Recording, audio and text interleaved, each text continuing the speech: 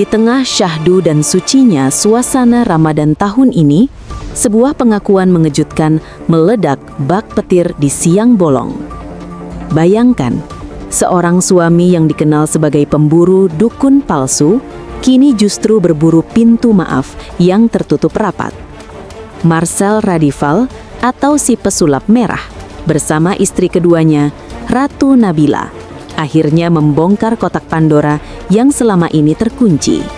Sebuah surat perjanjian yang dilanggar, kehamilan yang dirahasiakan di balik jeruji komitmen, hingga detik-detik tragis wafatnya sang istri pertama, Tika, yang tak sempat ia dampingi di meja operasi.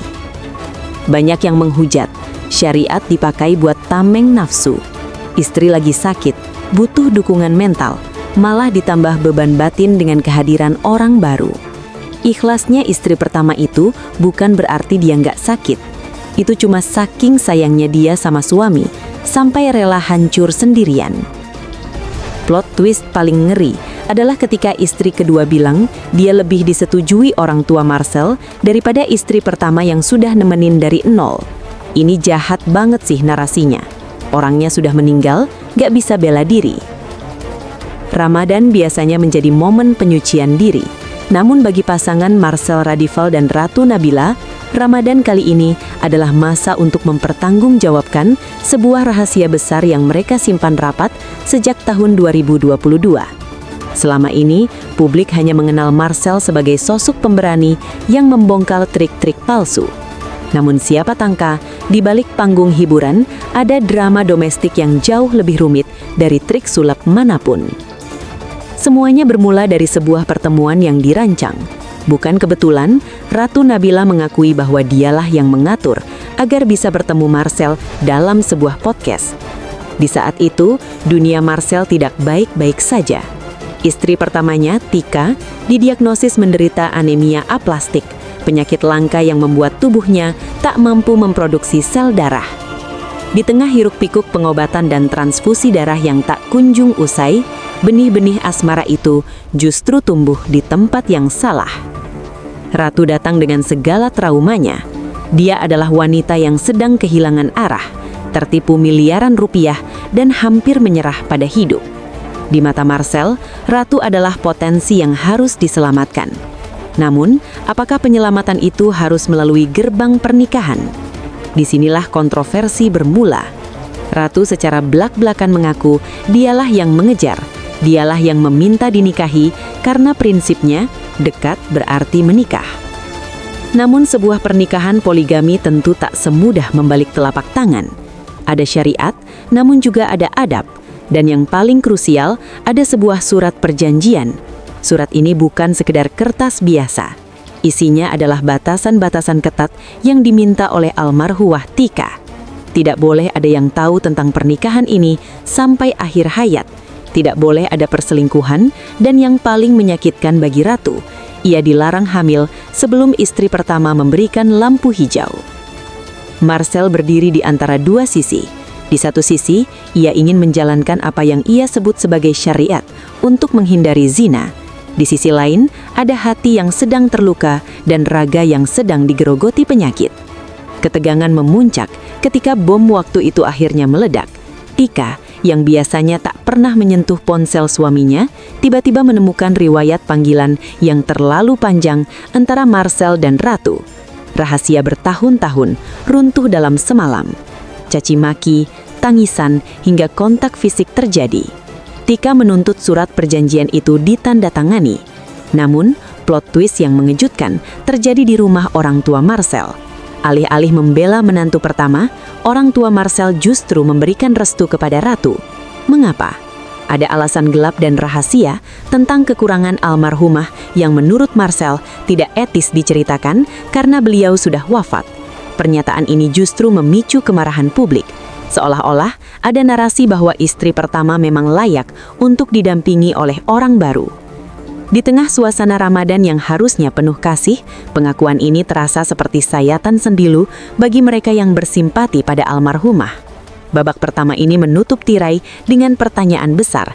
Jika pernikahan ini dianggap legal secara agama, mengapa harus ada rahasia yang begitu rapat? Dan mengapa kehamilan Ratu menjadi sumber duka bagi Tika yang sedang berjuang nyawa? Suasana Ramadan di meja makan saat sahur biasanya hangat.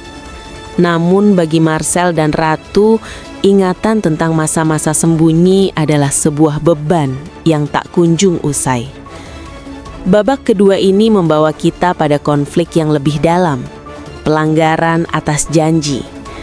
Dalam dunia poligami yang mereka jalani, ada satu klausul tak tertulis namun sangat tegas dalam surat perjanjian tersebut.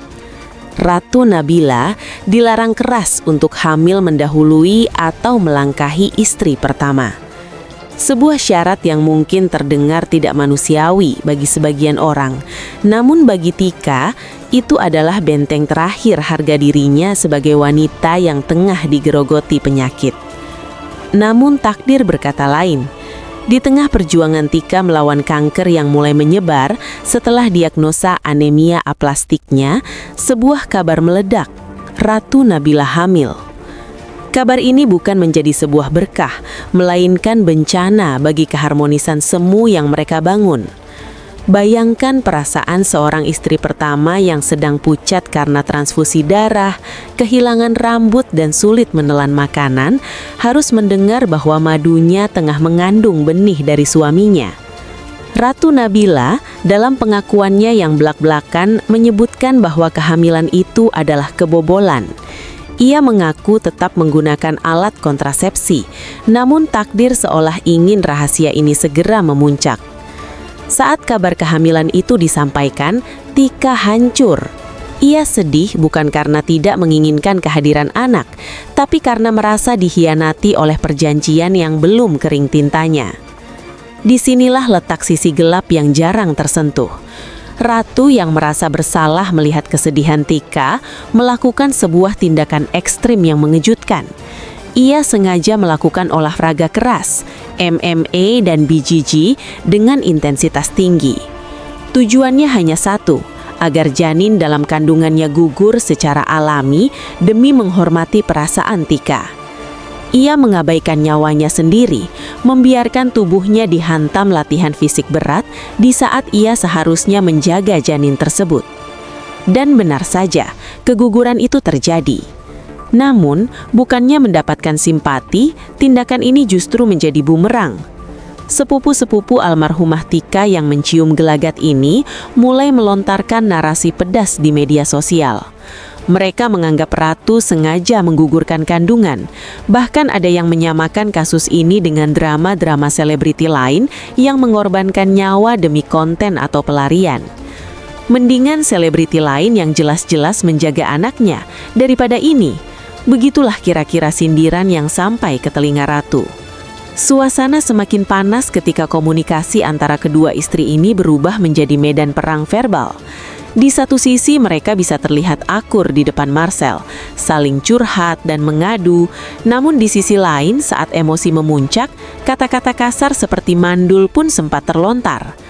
Ratu mengakui kekhilafannya, namun ia juga membela diri bahwa ia hanyalah manusia biasa yang bereaksi karena terus-menerus disudutkan oleh pihak keluarga Tika. Marcel yang berada di tengah-tengah badai ini mencoba menjadi hakim yang adil, namun keadilan versinya seringkali dianggap bias oleh publik. Ia bersikeras bahwa poligaminya adalah upaya menjauhi zina, tapi netizen bertanya, apakah syariat membolehkan menyakiti hati istri yang sedang berjuang melawan maut? Ramadan ini menjadi saksi betapa adil itu sangat sulit diukur ketika perasaan dilibatkan. Memasuki babak ketiga, narasi kita semakin mencekam, seolah selaras dengan suasana malam-malam terakhir di bulan Ramadan yang penuh renungan. Jika sebelumnya kita bicara soal ego dan cemburu, kini kita bicara soal garis tipis antara hidup dan mati. Kanker yang bersarang di tubuh Tika bukan lagi sekadar sariawan yang bisa disembuhkan dengan antibiotik. Penyakit itu mulai menggerogoti wajahnya, merusak jaringan pipinya, hingga harus ada tindakan medis yang radikal. Disinilah letak ironi terbesar dalam kisah ini. Di saat Tika sedang berjuang antara hidup dan mati, status poligami Marcel dan Ratu masih menjadi rahasia yang terkunci rapat dari publik, namun sudah menjadi rahasia umum yang menyakitkan di lingkaran keluarga besar. Marcel bercerita betapa dilematisnya kondisi saat itu.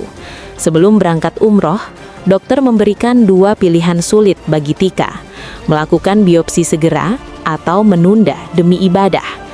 Tika memilih Tuhan. Ia ingin mengadu di depan Ka'bah sebelum wajahnya disentuh pisau bedah.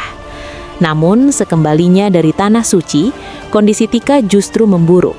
Biopsi dilakukan dan hasilnya mengerikan. Pipi Tika bolong. Ia tidak bisa lagi makan dan minum secara normal. Selang nasogastrik, NGT, yang menjalar dari hidung menjadi penyambung nyawanya. Dalam kondisi ini, ada sebuah momen yang seharusnya menjadi puncak kemanusiaan. Ratu Nabila, wanita yang selama ini dianggap sebagai perusak oleh netizen, menawarkan hal yang tak terduga. Ia berkata kepada Marcel, "Mas, kalau Tika butuh donor kulit untuk operasi plastiknya, pakai kulitku saja." Ini adalah plot twist yang jarang diketahui publik. Ratu ingin memberikan bagian dari tubuhnya untuk wanita yang pernah memaki-makinya. Apakah ini bentuk penebusan dosa, ataukah sekadar upaya mencari validasi di mata Marcel? Publik mungkin akan terus berdebat. Namun di saat itu, tawaran itu nyata. Sayangnya, komunikasi yang sudah retak antara Marcel dan keluarga besar Tika menciptakan dinding tebal. Marcel, sebagai suami sah, mulai kehilangan kendali atas informasi medis istrinya. Operasi pertama dan kedua dilalui dengan Marcel yang menandatangani berkas persetujuan. Namun pada operasi ketiga, operasi yang paling krusial, suasana berubah menjadi sangat dingin. Keluarga besar Tika yang mulai muak dengan fakta poligami ini seolah mengambil alih Tika. Bayangkan betapa mencekamnya. Marcel mengirim pesan singkat, "Jagi, panggilan sayang, sudah operasi belum?" Namun tidak ada balasan. Ternyata di saat pesan itu terkirim, Tika sedang berada di bawah lampu ruang operasi tanpa kehadiran suaminya di samping pintu. Persetujuan operasi ketiga diduga diambil alih oleh pihak keluarga tanpa pemberitahuan kepada Marcel. Mengapa? Apakah karena rasa benci keluarga terhadap pernikahan kedua Marcel sudah melampaui logika hukum? Atau ada ketakutan bahwa kehadiran Marcel hanya akan menambah beban mental Tika? Di sisi lain, narasi netizen semakin liar. Mereka melihat Marcel tetap aktif dengan konten-kontennya, sementara istrinya sedang meregang nyawa. Komentar-komentar seperti "istri lagi sekarat, suami lagi sibuk klarifikasi sama istri muda" menjadi santapan sehari-hari. Padahal menurut pengakuan mereka, Ratu pun ikut menderita melihat kondisi Tika yang semakin kurus dan tak berdaya. Bab ini ditutup dengan sebuah kejutan tragis. Di saat Marcel bersiap untuk berangkat memenuhi jadwal pekerjaannya ke Sragen, Jawa Tengah, sebuah telepon masuk. Kalimatnya singkat namun mampu meruntuhkan seluruh dunia Marcel. Teh Tika sudah tidak bernapas. Marcel yang hanya berjarak 2 jam lagi dari tujuannya harus memutar balik mobilnya menuju Bandung, bukan untuk menjenguk, tapi untuk mengantar jenazah. Kematian Tika meninggalkan lubang besar, bukan hanya di hati keluarganya, tapi juga pada integritas janji yang pernah dibuat. Kematian ini pula yang akhirnya memaksa rahasia poligami ini meledak ke permukaan, karena keluarga besar Tika tak lagi mau menyimpan aib yang mereka anggap sebagai penyebab penderitaan batin almarhumah. Disinilah perang terbuka yang sesungguhnya baru saja dimulai. Gema takbir yang mulai terdengar di penghujung Ramadan biasanya membawa kedamaian. Namun bagi Marcel dan Ratu Nabila, ini adalah awal dari pengadilan publik yang jauh lebih kejam daripada apapun yang pernah mereka bayangkan. Setelah Tika berpulang, rahasia yang selama bertahun-tahun dijaga rapat-rapat sebagai mandat almarhumah justru meledak menjadi konsumsi nasional. Dan ironisnya, yang membuka kotak Pandora itu bukanlah Marcel, melainkan pihak keluarga besar almarhumah yang sudah tidak sanggup lagi memendam rasa kecewa. Konflik ini berubah menjadi perang narasi yang brutal di media sosial. Sepupu-sepupu almarhumah mulai mengunggah foto-foto memilukan, mulai dari foto keranda hingga momen-momen terakhir Tika yang tampak sangat menderita. Bagi mereka, Tika adalah korban dari sebuah pengkhianatan yang berkedok syariat. Mereka meyakini bahwa stres batin akibat dipoligami di saat sedang sakit keras adalah faktor yang mempercepat kepergiannya. Di titik ini, publik disuguhkan pada dua perspektif yang saling bertabrakan. Di satu sisi, keluarga Tika merasa Marcel meninggalkan istrinya demi Ratu Nabila. Di sisi lain, Marcel dan Ratu bersikeras bahwa mereka justru menjaga martabat Tika dengan menyembunyikan poligami ini, agar Tika tidak dihujat atau merasa malu. Marcel bahkan melontarkan pernyataan pedas. Ia marah karena keluarga Tika dianggap melanggar mandat almarhumah dengan mempublikasikan berita kematian yang membawa-bawa nama Ratu secara negatif. Kalian sebenarnya tidak aman, sebuah ancaman halus yang dilontarkan Ratu kepada pihak sepupu. Ratu merasa dirinya adalah pihak yang paling dikorbankan secara reputasi. Ia mengklaim memiliki bukti-bukti percakapan WhatsApp dan status yang bisa membongkar kebenaran versi mereka. Namun, alih-alih meredakan situasi, pernyataan ini justru menyulut api kebencian netizen. Muncul komentar-komentar yang sangat menohok. Sudah mengambil suaminya, sekarang mau mengancam keluarganya. Di mana empati kamu sebagai wanita di bulan yang suci ini? Ratu Nabila kini berada dalam posisi yang sangat sulit. Di satu sisi, ia adalah istri sah yang sedang mengandung, lagi setelah keguguran sebelumnya. Di sisi lain, ia dicap sebagai sosok yang merebut kebahagiaan seorang wanita yang kini sudah berada di liang lahat. Ratu mencoba melakukan rekonsiliasi. Ia menyatakan bahwa penyesalannya sudah tidak berarti bagi almarhumah. Maka fokusnya sekarang adalah kepada satu orang, ibu mertuanya, ibu kandung Tika. Namun permohonan maaf itu tidak semudah yang dibayangkan. Ratu menyadari bahwa luka seorang ibu yang kehilangan anak tidak akan sembuh hanya dengan kata-kata. Apalagi jika kehilangan itu dibumbui dengan fakta bahwa sang menantu sudah memiliki wanita lain saat anaknya sekarat. Pintu rumah di Bandung itu seolah tertutup rapat bagi Ratu. Ia meratap, menyatakan bahwa ia paham posisi Tika karena ia sendiri pernah dikhianati di masa lalu. Namun netizen kembali menyerang dengan kalimat kontroversial. Kalau tahu sakitnya dikhianati, kenapa kamu mau jadi orang kedua di saat istri sahnya sedang bertaruh nyawa? Marcel pun tidak luput dari serangan. Keputusannya untuk tetap menjalankan aktivitas publik dan tampil di berbagai media segera setelah masa duka dianggap sebagai tindakan yang tidak peka. Namun Marcel membela diri dengan prinsip yang ia pegang teguh. Menangisi orang mati secara berlebihan itu dilarang dalam agama, dan ia lebih memilih mendoakan serta menjaga nama baik almarhumah dengan tidak membongkar aib-aib rumah tangga mereka di masa lalu. Tapi disinilah plot twist yang paling menyakitkan bagi audiens.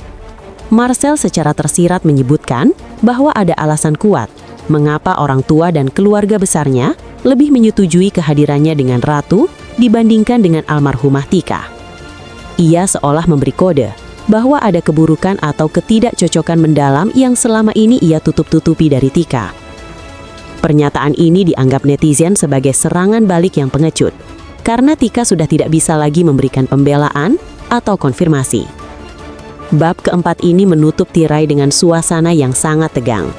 Antara ancaman Ratu untuk membongkar bukti digital, upaya Marcel mencari pembenaran melalui syariat, dan keluarga almarhumah yang terus menuntut keadilan moral.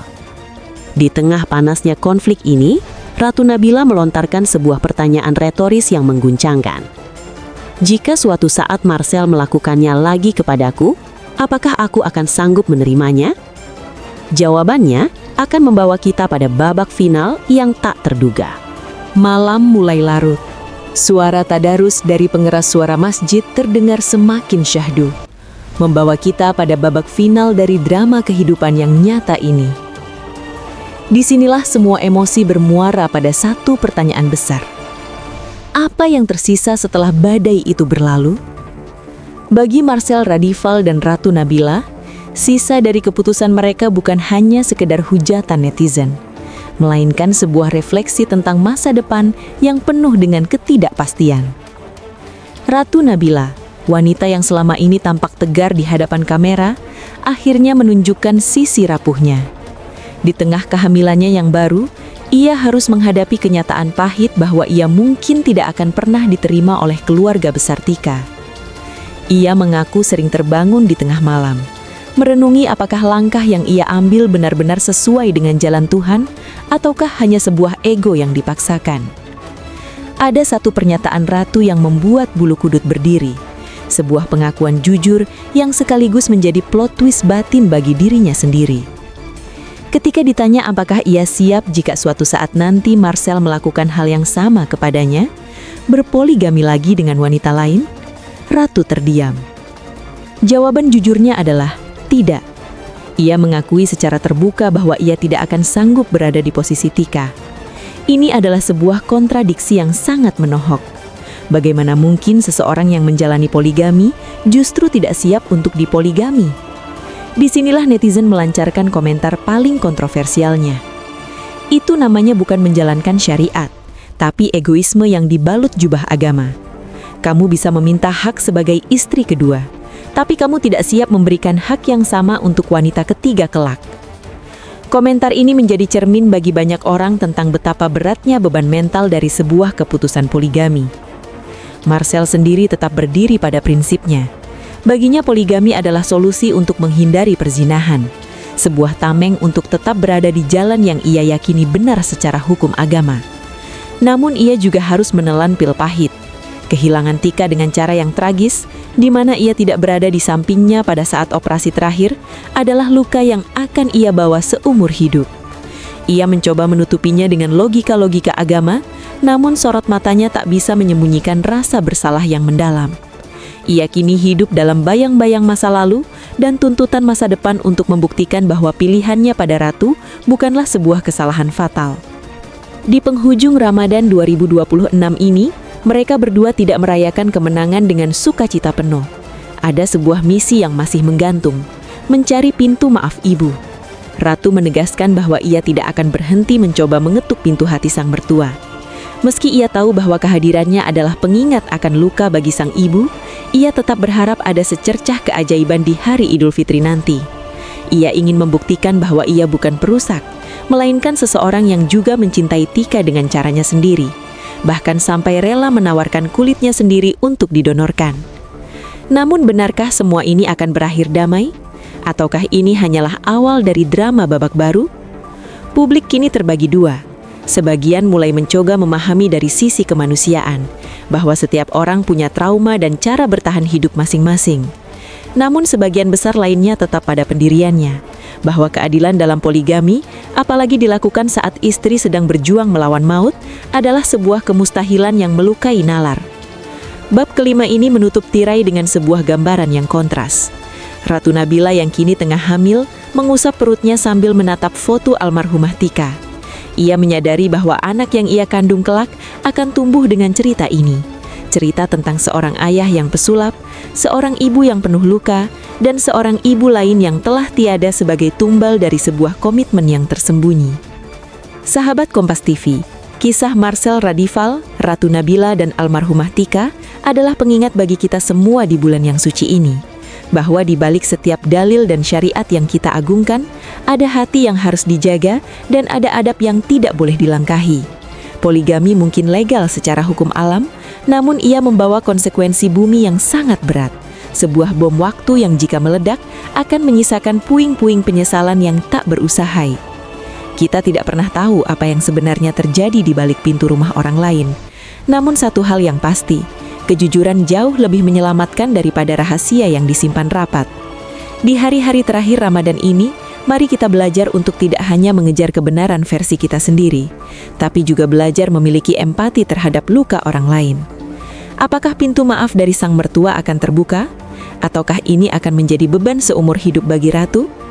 Jawaban sesungguhnya hanya ada di hati mereka masing-masing, dan dalam catatan Tuhan yang tak pernah salah. Terima kasih telah menyimak narasi mendalam ini hingga akhir. Jangan lupa untuk tetap bijak dalam berkomentar, karena setiap ketikan kita adalah doa bagi diri kita sendiri. Bagaimana menurut Anda? Apakah poligami di saat istri sedang sakit keras bisa dibenarkan dengan alasan menghindari zina? Tuliskan pendapat Anda secara bijak di kolom komentar di bawah ini.